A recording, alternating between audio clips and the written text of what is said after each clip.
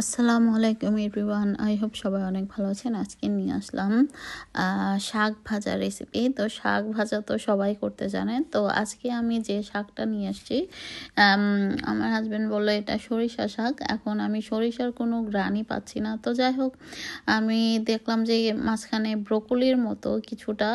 তো আমার কাছে মনে হলো ব্রোকলির মনে হয় এগুলো শাক হয়, অথবা সরিষা শাকও হতে পারে। আসলে বুঝতে পারছি না আসলে যে কোনটা হবে। তো যাই হোক, আপনারা চিনে থাকলে নামটা অবশ্যই জানাবেন। আর এখন আমি শাকটাকে ভেজে নিচ্ছি খুব ভালো মতো, আর ডাটাগুলো রেখে দিয়েছি, মাছ দিয়ে অন্যদিন খাওয়া যাবে। তো শুধু শাকের নরম অংশটাই নিয়েছি, মানে পাতার অংশটা, আর ডাটা একদম যেটা পাতার সঙ্গে সামান্য থাকে ওটুকু। তো যাই হোক, দুয়াটি বা দুমুঠো যে শাক মানে আমি কেটেছি কুচি কুচি করে। এখানে আমি পেঁয়াজ রসুন, পেঁয়াজটা একটু বেশি করে দিয়েছি।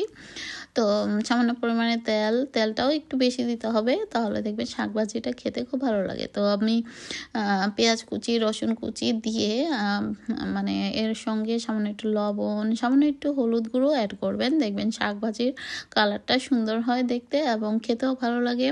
তো খুব বেশি যে দিয়েছি তা কিন্তু না, একদম চিমটি খানিকের একটু বেশি, মানে কোয়ার্টার স্পুনের থেকেও একটু কম।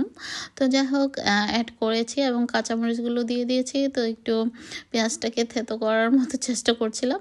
তো পেঁয়াজটা একটু বেশি দিলে দেখবেন শাক ভাজিটা খেতে ভালো লাগে, মিষ্টি মিষ্টি একটা ভাব আসে।